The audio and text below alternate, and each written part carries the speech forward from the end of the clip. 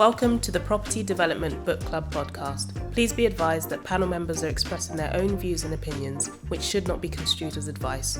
The audience must carry out their own research and consult an appointed professional for advice.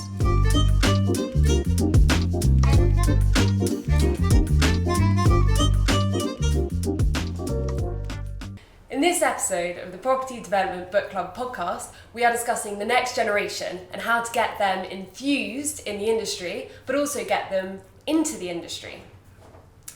First of all, I'd like to introduce the team. I'm Hattie, I work for a prop tech startup. Faith? Faith LOCKEN. I am a development professional, but also founder of We Rise In, a business that helps get mid to senior black professionals up to senior levels in industry. Hi, my name is Nathan King. I'm a property agent, so senior development consultant. Hi, I'm AMANDEEP, and I'm an architect and urban designer and an associate at BEFIRST. Hi, I'm WALKER-ARNOTT. I'm a structural engineer and director of Civil Engineers.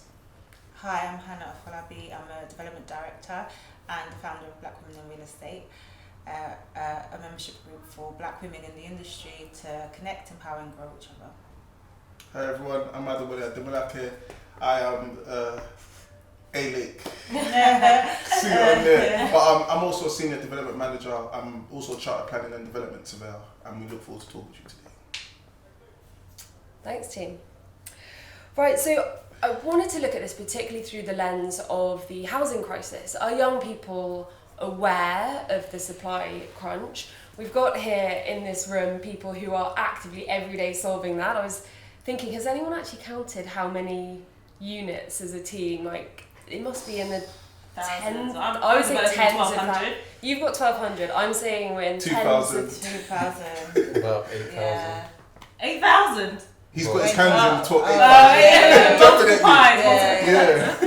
The point is, like, the team here, we're doing what we can to help the housing crisis and to help younger people, but it's not going to be solved in our generation. We need the next generation to come forward and to become part of what we're doing. So how do we get them? Are they aware? I think Adewole, I'd like to come to you first. You came from a different industry, the car industry and some other industries. How did you find your way here? It was a nightmare. I'm just saying. Yeah. But I think that the good news is that I studied a BTEC in construction. I did a building surveying degree. But I graduated in a recession, and because of that, I had to segue in different directions. And then it was only through an unfortunate. I worked with GlaxoSmithKline and I got fired. Yeah. And when that happened, that got me back into like focusing on getting into development. Yeah. So I just feel that for all the young generation, I just hope that if you are interested in getting into property, it is extremely important that you stay focused, because you're going to go in various different directions depending on where we are in the economy. I remember I met Adewole when he was doing his masters. Do you remember? 2012-13. I know, APC. I met him doing his masters, and he was like, "Yeah, I'm getting into development," and you was excited about it, and then only now you've navigated to real good positions, etc., etc. So. Yeah. Could you take this opportunity to talk about your own journey, because that's similar? My journey, I wanted to get into property. Like a lot of people, they want to get into property, but they don't know what to do because it's a big industry, etc. So I wanted to get into property. And then I started off in property management, and then from property management I started off my own deal sourcing company, and with that deal sourcing company I had a passion for doing deals, and then I wanted to get into the commercial and development sector because that's where the real money is. The real money is. So I wanted to see that kind of money, and I wanted to be involved in those sort of projects, commercial units, pubs and things like that. However, there was a massive barrier, like I couldn't break through. I was speaking to recruiters, I was applying for jobs, literally couldn't get through. And then thankfully I met someone on Gumtree, City and Counties Commercial, big up City and Counties Commercial. And through there, my director there, Tom Castro, really took me on and just mentored me through, but the company at the time was a startup. and then we've built it to what it is now.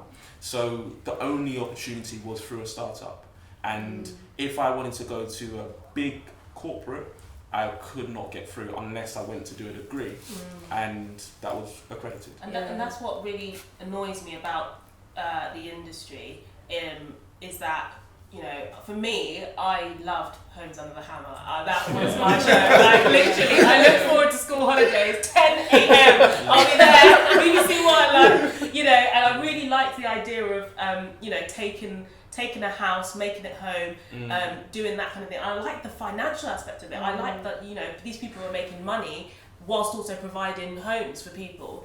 But because you didn't study at school, you know, at school you were kind of pushed down towards the kind of traditional routes. Back home, Ugandan, African mother, it was, you know, doctor, lawyer, you know, that real estate wasn't considered a viable career.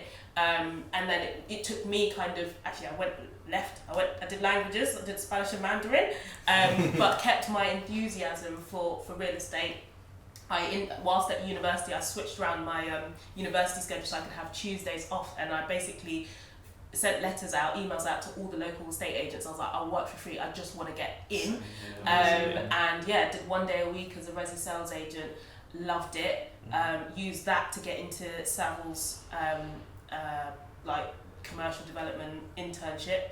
Then I interned in Shanghai when I was living in China, at Chapman Taylor actually, an architectural firm, and then came back, did all the graduate scheme. But it was literally me. It took me Googling, you know, careers in property to find surveying, to then find my way in. If you know what's interesting, you will laugh. He was gonna laugh at this. I've known him for like 12, 13 years. Yeah, when he was a lot younger. Yeah, because one of our good friends they go to the same church. So in short, I remember asking, what do you want to do? I want to get into property. And I looked in his eyes. He was young and he was so convinced. I said, goodness me. I've never seen someone with so much conviction. And I think that just leading on to what you said, Faith, around the whole point around knowing what you want, I think generally speaking, to get into property, you need to know that that is what you wanted to do, and you need to be relentless at working towards it. Because Nathan was young, and in my opinion, I don't think he even knew how he was going to get into it. But his conviction got him there, and I think that's the same with you, and that's the same with me as well. I just knew it. Yeah. But what about all the good people who would be amazing in the industry, but either maybe don't know about it as a potential, or just don't actually have that conviction? And we're missing, because you know, you guys had to graft, you really had to like find your way there. We're missing out good people who just don't know that that's what they want. It starts in schools, isn't it? Mentorship. We've been saying that as a company, that the talent that we have within our company are not from the traditional routes. It's from people. Probably. One of the guys that works at our company, he was working at Waitrose before he came. Even though he has a rich degree, he had to navigate his way, and then go into a large corporate. They may not have given him a chance, but when he came to us, we were able to take him on, and he's amazing, really, really good. And I think with a lot of people have the opportunity. If you go to a private school, you'll see someone that's in property, or a dad or a mum who's in property, and it's the exposure is one of the barriers, not the main barrier, but it's one of the main barriers. Yes. Whereby people do not know what is available to them if they were to pursue a career in property. I've said this at the RICS, and I say it every time they ask, you know, what can we do to get, mate? The RICS, Royal Institution of Chartered Surveyors, at the moment, in order to become a chartered surveyor, you have to have an RICS accredited degree. And I've said this to them, they need to just wipe that one out. Just because genuinely, you do your degree and then you come into the workplace and the practical element is completely different. You're basically learning again on the job. So why not just get rid of the fact that you need an RICS accredited degree and actually just support people in learning on the job? It's the same thing with architecture, and it's people always talk about how long it takes to become an architect. Oh yes, 7 years, isn't it? 8 years. You might as well become a doctor. It's actually longer than 7 years. It's 7 years as a minimum, but most people can't do it that quick because it's not possible. But architecture is actually said to be, recently there was articles about it, more elite to get into architecture than it is to get into Oxbridge. And that's is it interesting, isn't it? architecture as a profession? As a profession. Yeah. To get qualified to go through the whole process. And that's due to a lot of things. Financial barriers, exposure to what you were just saying about actually figures, leadership figures or parents or networks. You know, most of my peers when I was studying architecture, they had an uncle, friend or someone who had a job lined up for them in some way or a door open for them as soon as and that's like that they're kind of living it, not cushy, but had a really simple kind of route to it. Cushion, a lot of people also say that and you will hear this as well, it's a rich man's hobby. It's definitely. Especially with the salaries. The salaries are not high. It is. So I studied architecture, only part 1, at the University of Sheffield, and it was probably the first time I had felt othered in my whole life. Like I grew up down the road from here in Haggerston. I was one of 4 ethnic minorities in my year. There was only one Asian lecturer, and then the year above and the year below, I think there was 2 other ethnic minorities. And this is University of Sheffield. You come in and the language they're using is different. You know, they have an idea about how housing is. They have an idea about what is the way people should live. And I remember doing a housing project, and I grew up on a council estate, so I was like, it's best to be on the ground floor because you can get out of your house quicker. I'm like, this is how you want to be on the ground floor. Like, no, that's the way you have the lack of security. And I looked around the room. None of them had ever lived in a council estate. And the tutor's telling me I'm wrong. I have a lived experience of this. And all of them looking at me like I'm crazy. And so I think I didn't have the confidence to challenge as much as I do now, especially when I'm talking to my architects. But honestly, I think, and then also you go through architecture as an undergrad, it has no relation to the actual practical world. 100%. And so I went to work in Nigeria for a year, and they still do it traditionally where the architect's also the project manager. And the best part for the job for me anyway, was going onto the construction site, climbing up scaffolding. If I hadn't gone to work in Nigeria, I don't think I would ever be in the property industry at all, because I wouldn't have known there was another route to work in the built environment, because I had thought architecture was the only way in. I mean, that was the only education route in that I was even aware of. So at what point did you realise that you didn't need to do architecture to become It was when I was in Nigeria, and I was actually just doing the project management side of it, because there were people who had just said, especially within the firm, they will give the drawings to all the juniors and the door schedule, window schedule, and then then they would be the ones on site facing in on meetings, and I just tagged along to those ones, and I was like, I don't want to do a bathroom or a door detail. This is I'm tired of looking at lines on CAD. I want to go out onto site, and so that's how I kind of decided that when I was coming back, I would just focus on the development management side of things, and I would still be able to actually probably influence more of the design than if I was an architect, at least in the UK, because you don't get the traditional architecture roles and responsibilities. Back in the day, the architects were doing everything. Now everything is segmented into specialisms. But also parents see, particularly mine and a lot of sort of Asian family background, architecture is put into that category of arts. It's put into that category of creative subject that don't make money. Straight away. They don't it's make money. I used to think architects make loads of money. No, they don't. They genuinely don't. They also. You know what? I have to disagree on that. If you look at some of the fees that we make and some of the projects we work on. That's why I thought architects make loads of money, because typically on a development appraisal, architects don't make money. But then when you actually look at the salaries of architects, I think we have to draw a line, and obviously I know this is segueing away from the conversation, but architectural practices make a lot of money. The question, do they know how to manage that money? And also the question is who, because if you've got a brand name architect, Yes. that one individual most likely will make a lot of money. Yes. But it's like The careers element. Yeah, it's when you walk past. I walk past the Foster and Partners offices a lot, and you can just see rows and rows of people just there at their laptops. And it'll be like 9 o'clock on a Saturday night, and it's those people. But sorry, go. yeah, Hannah, No, I was actually gonna say, going back to Amandeep's point about about the classism within architecture, and actually you're not making loads of money. You need to have someone backing you. So most people, exactly. So you have most of the students, either their parents are architects or something, or they have money. They're coming from somewhere who can support their career. 100%. Because not only are you it's not only expensive as a degree and the amount of years. You have to spend so much money presenting your ideas that get trashed. Yeah. Someone needs to support. Yeah, someone needs to support. Printing, models, site visits. You had to pay for your tutors to go there. Yeah. I had 3 jobs throughout all my degrees to make ends meet. Yeah. And whilst my peers either were, they were fully supported by their family, and I was on loans, etc. And also my jobs were also to support my family as well as myself, of course. So and imagine putting that burden through running a household and family and running a job.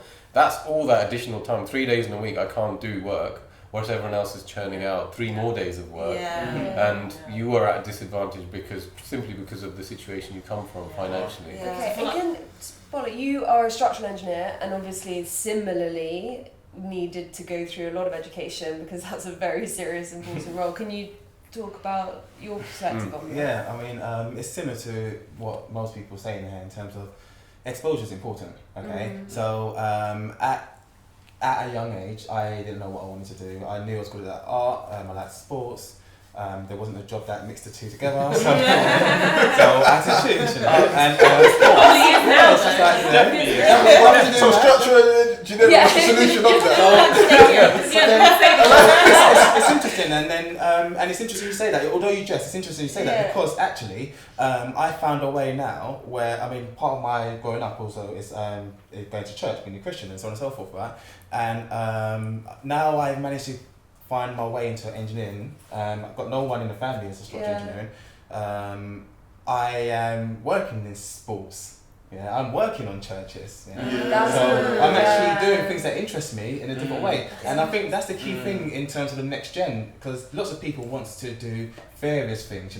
Lots of people see lawyers, see doctors, musicians, sports, but actually there's lots of different ways you can still be involved in those industries. And I think the point is that actually if you strive for something and it's maybe not quite where you're going to get to, there are different avenues to still stay within that industry, and you found it when you went to Nigeria. And I think the point there is that one thing we mentioned today is about support. So support throughout the journey of getting to somewhere. It's not going to be a case of a straight line. There's going to be loads of downs, but having a network of people that can help you get there, and it's just little things like telling you just unwritten rules of interviews, how to professional etiquette. Etiquette of interviews. What do you do? Even in university, what you should be, how you should do your work and stuff like that. And it's the exposure, it's the support, and it's the networking. I believe. But I could not agree more in terms of understanding that, real estate, particularly when people say, like, what does a surveyor do? There are lots of different bits. You could be a surveyor, general practice, and you could do investment. You could be an agent. You could be a development professional, advising, valuer. There's all these different elements that, you might have a passion or a skill that once you've kind of studied the general practice element of real estate, you can then hone in. I'll give an example of, our host today, Hattie. We trained together as commercial surveyors, and now you've moved to work for a startup, and you're doing something you're passionate about and creating amazing spaces. But, I think as someone at school, I wouldn't have necessarily known that you need to be a real estate professional to then go to that. Do you know what I mean? So it's like, it's a zigzag path, isn't it, really? And like the more exciting roles about investment banking, lawyers, doctors, Sustainability. Yeah. Property development embodies all of it. So I'll give you an example. I have to read tons of legal agreements. I'm sure you do. Yeah. You're making it sound like that's something exciting. I like the finance. You know, see what I mean? So we talk about lawyers, we have to read legal agreements and we have to be very comfortable with those legal agreements. So easements, wayleaves. If you want, Google it. Type in wayleave easement. The other element is we talk about investment banking. Investment banking is about money and return. That's what we deal with as property development professionals. Now, when you go into like every part of your life, listeners, is involves someone that sits on this table. So it'd be someone that's either built your house, someone that is planning your transport infrastructure to make sure you can go underneath the tube. It's like a civil structural engineer. So I'm saying that I believe that if you look at the more prized professions or prized roles like accountancy, lawyer, and all the rest of it, a lot of us embody a lot of what the professionals, the other form of professionals are. Yeah. So I just think that it's such an exciting remit. And I think what you said, Bola, around loving sports, obviously loving church, I love church too, and being able to use your expertise for those purposes, I think is absolutely phenomenal. Just to follow on from that point though, we've talked a lot about the exposure to the property industry, and Bola was mentioning one key point, which is the support. So a lot of these, a lot of the youth coming up, they don't get the support. Once they've got that exposure, they're like, that seems glamorous, how do I do it? And even though we're like, yeah, it's easy, just go this way and it's fine, it's not like that for them. They're like, I think our stories shared that it wasn't easy. It's not easy, and you need that. And a lot of them, from my experience with dealing with the youth, they have to have that mindset to start off with, and to give them that mindset. Look, you can do this. Don't feel like you can't. You can do this, but it will take time. It's not going to happen overnight because we've got a microwave generation at the moment. Yeah. But it's not just about the exposure, it's also about the support. Because you said something about the working thing about, and I'm only giving my experience, like one of my biggest failures when I was younger working is I didn't know how to operate in a working environment. And I found myself in all kinds of problems. That's right, man. Probably got myself fired because of it. So, but even then, like, you can learn, if you have the right mindset. I spent time reading books, like reading a lot of books, and watching and learning. And if someone's dressing a certain way, I'm like, okay, I need to get those. Let me get a double breasted. I'd counter some of that about actually individual expression. And I feel like there is this kind of developed Western view of how a professional, both in terms of education, in terms of this narrow view of Western history and kind of what should be perceived as good design, good architecture, but also what a professional looks like. That's been shaped by the status quo. And I think we shouldn't be shy of, or you shouldn't be, to express yourself and kind of not be led down, well, this is what a archetypal professional in the built industry looks like. I do agree. I agree. I think the point that you might be about to make is about entry into the... I think there's a balance though, right? Because everyone is about your self-expression, but you have to remember, especially if you're coming from an ethnic minority or a lower socio-economic background, you're entering a sphere where you are different, like fundamentally different. And so there are things that you have to do to adapt.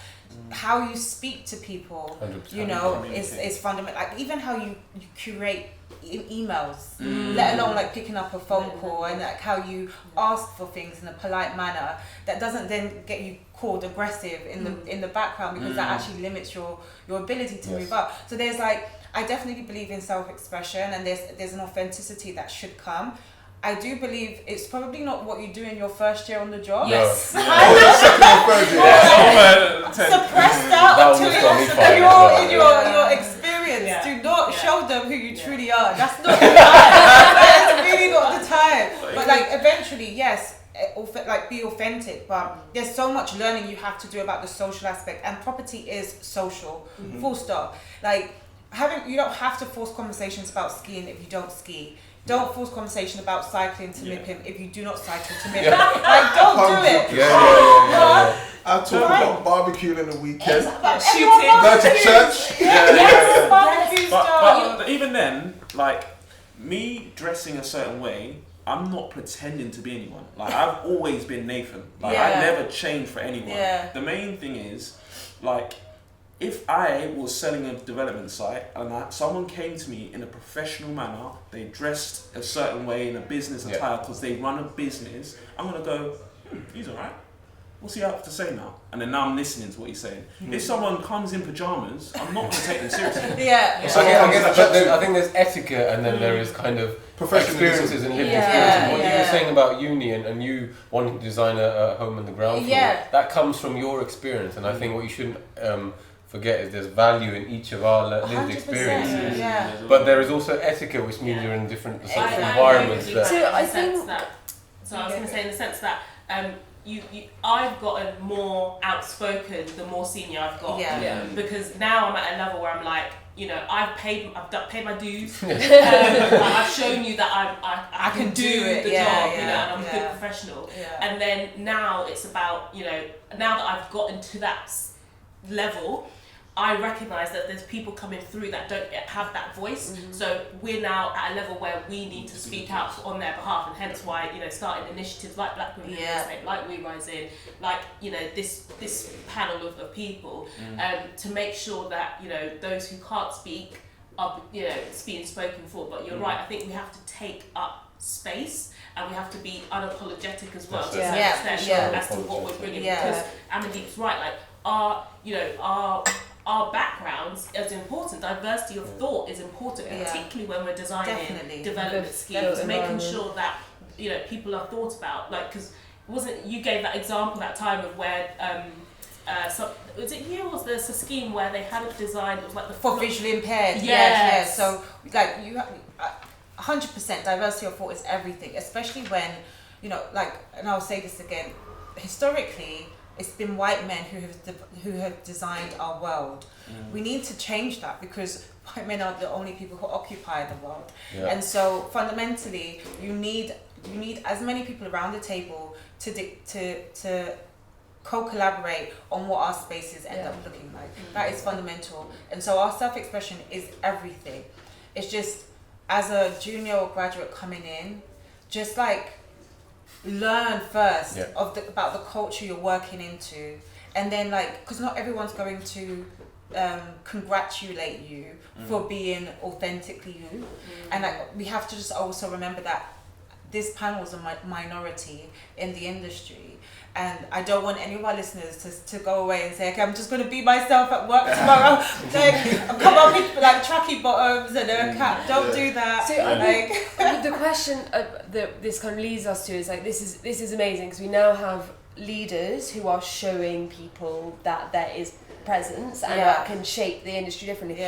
Is there also space, as you say, Amandeep, in terms of your background, in terms of when you were being educated, so the last question we'll come to, do we think there's space for actually financial support to help people in your situation, the way that you know, We Rise In provides professional support? Is there another way, like, how do we actually get people who can't 100% into the industry? There is loads of space and there's a lot of small initiatives that, I mean, there's two panel members doing great things already, but I can give you 2-3 examples that are being done in the architecture space of a bit more grassroots movements on bringing people up into the industry. So there is 2 initiatives right now. One is called the Reset Go initiative and one is an Open City Accelerate program that takes groups of individuals 16 to 18 from sort of minority backgrounds and parents that haven't gone to education and or, you know, are on free school meals.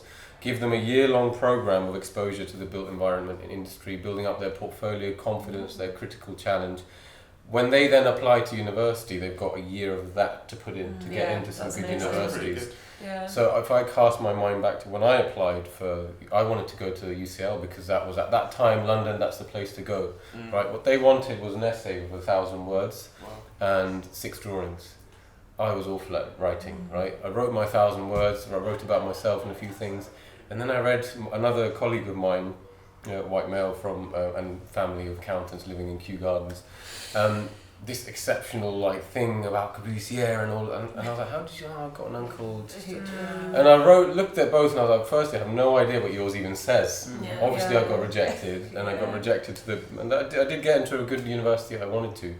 But the point is that there's a support network there, and there's lots of things happening now that are filling this space. There's also monetary things as well. There's a couple of organisations that are filling the funding gap by giving scholarships targeted towards people that don't have money. On that. Hope you have enjoyed the episodes you've seen so far. We're looking forward to hearing from you on the topics that we should cover in our next season. So please do send them through to us on social media and via our website. I'm ADEWOLE, founder at A Lake, which specialises in property development and development management. We are sponsoring the first season of the Property Development Book Club podcast, which will be out on all platforms soon. So Faith, I wanted to bring you in terms of scholarships. How can we actually help younger people from backgrounds who can't afford the, let's say, 7 years of architecture route? How can we get them into the industry? So I started We Rise In, and one of our kind of supporters is a company called Chancery Gate. They are an asset manager and real estate developer, but they also have a foundation, and they've set up a sort of scholarship specifically for black students who want to go to university to study real estate, and they're offering to pay for that the university course. So it's, I think, £10,000 a year grant. And just paying for the students to go through. There's other initiatives similar to that. From a We Rise In perspective, we'd love to get to that point where we can provide out grants and things like that, and just encourage people from a monetary perspective to do real estate. And I think one thing that we can do is, I mean, Nathan, you look surprised to hear that. I would have loved to have that. Yeah, and so we need to shout. We need to make sure that people are hearing about these opportunities, because they, the examples you gave, they are there, but they are few and far between. And Adewole, do you have some other tangible ways that we as professionals in the industry can help get the younger generation engaged? So I'll just break it down into two areas. Yeah. The first area is be visible as a professional. Yeah. So that might be social media, LinkedIn, all of those types of social medias, and just be very clear and tell people what you do. And then the second thing is there's nothing stopping us from speaking at schools. Myself, BOLA, we're going to speak at Forest Gate School in May, I believe. Have you got the email yet?